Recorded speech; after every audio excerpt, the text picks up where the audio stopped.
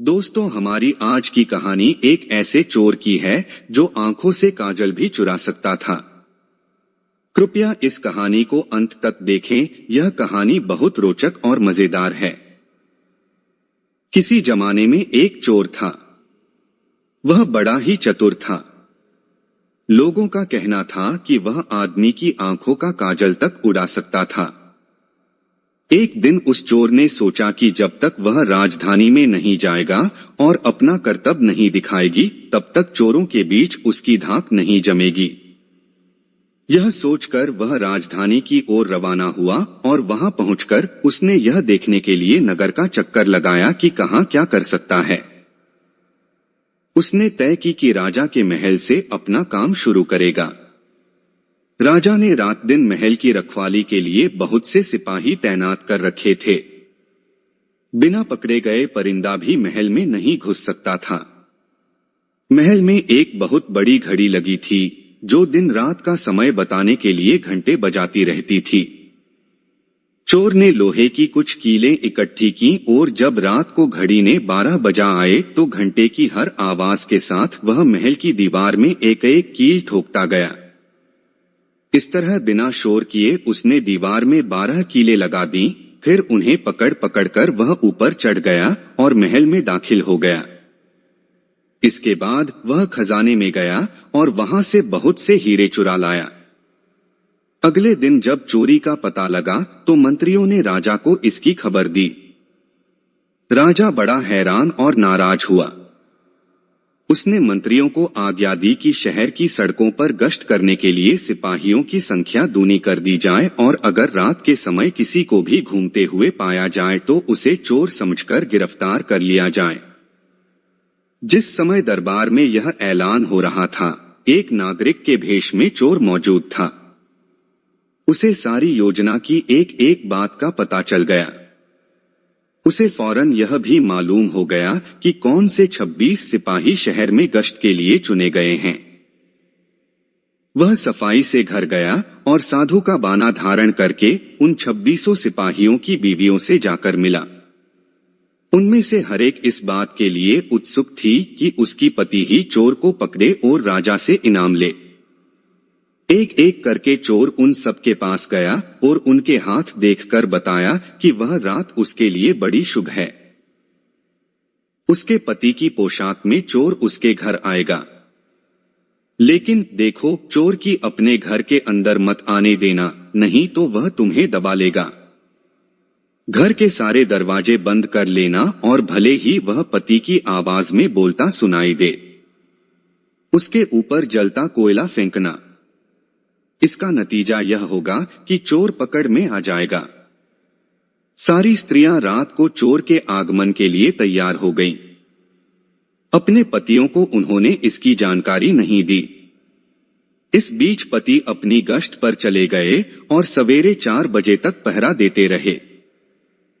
हालांकि अभी अंधेरा था, लेकिन उन्हें उस समय तक इधर उधर कोई भी दिखाई नहीं दिया, तो उन्होंने सोचा कि उस रात को चोर नहीं आएगा। यह सोचकर उन्होंने अपने घर चले जाने का फैसला किया। जो ही वे घर पहुंचे, स्त्रियों को संदेह हुआ और उन्होंने चोर की बताई कार्रवाई शुरू कर दी। फल वह हुआ कि सिपाही जल गए और बड़ी मुश्किल से अपनी स्त्रियों को विश्वास दिला पाए कि वे ही उनके असली पति हैं और उनके लिए दरवाजा खोल दिया जाए। सारे पतियों के जल जाने के कारण उन्हें अस्पताल ले जाया गया। दूसरे दिन राजा दरबार में आया तो उसे सारा हाल सुनाया गया।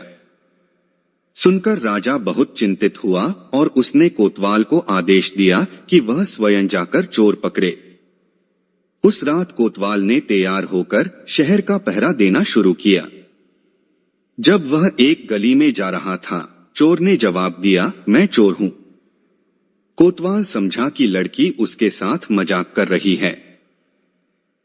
उसने कहा, मजाक छाड़ो और अगर तुम चोर हो तो मेरे साथ आओ, मैं तुम्हें काठ में डाल दूंगा।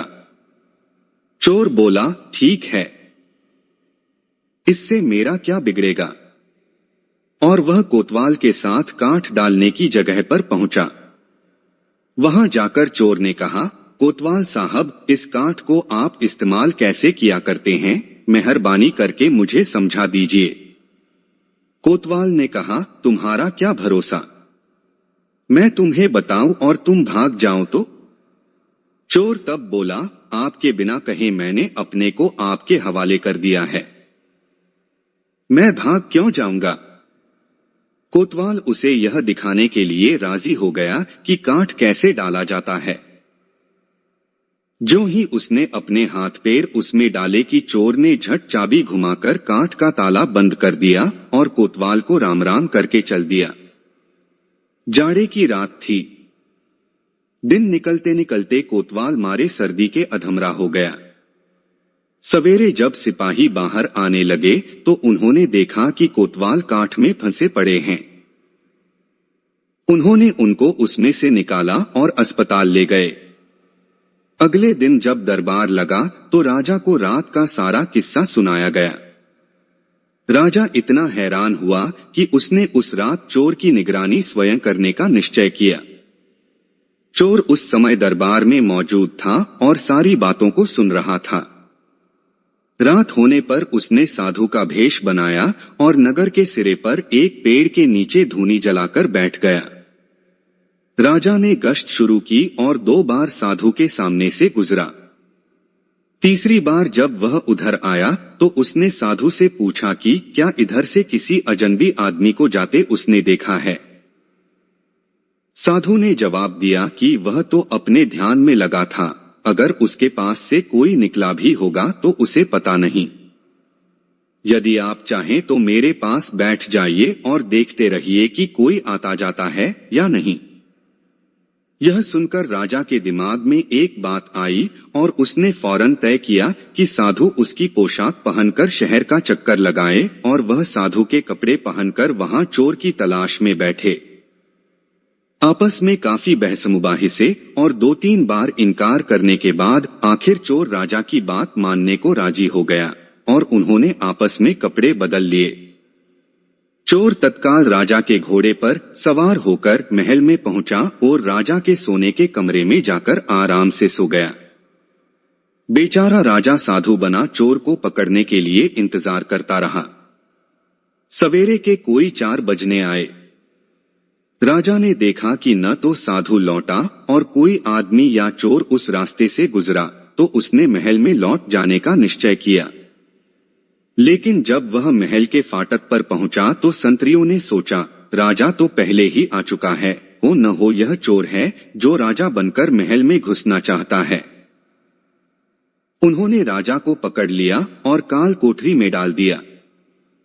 राजा ने शोर मचाया पर किसी ने भी उसकी बात न सुनी। दिन का उजाला होने पर काल कोठरी का पहरा देने वाले संतरी ने राजा का चेहरा पहचान लिया और मारे डर के थर-थर कांपने लगा। वह राजा के पैरों पर गिर पड़ा। राजा ने सारे सिपाहियों को बुलाया और महल में गया। उधर चोर, जो रात भर राजा के रूप में महल में सोया था, सूरज की पहली किरण फूटते ही राजा की पोशाक में और उसी के घोड़े पर रफू चक्कर हो गया। अगले दिन जब राजा अपने दरबार में पहुंचा तो बहुत ही हताश था। उसने ऐलान किया कि अगर चोर उसके सामने उपस्थित आ जाएगा तो उसे माफ कर दिया जाएगा और उसके खिलाफ कोई कार्रवाई नहीं की जाएगी, बल्कि उसकी चतुराई के लिए उसे इनाम भी मिलेगा। चोर वहां मौजूद था ही फौरन राजा के सामने आ गया और बोला, महाराज, मैं ही वह अपराधी हूं। इसके सबूत में उसने राजा के महल से जो कुछ चुराया था वह सब सामने रख दिया, साथ ही राजा की पोशाक और उसका घोड़ा भी। राजा ने उसे गांव इनाम में दिए और वादा कराया कि वह आगे चोरी करना छोड़ देगा। इसके बाद से चोर खूब आनंद से रहने लगा। दोस्तों, यह कहानी आप लोगों को अच्छी लगी हो तो हमारे वीडियो को लाइक, शेयर तथा चैनल को सब्सक्राइब करें। वीडियो देखने के लिए आप लोगों का बहुत बहुत धन्यवाद।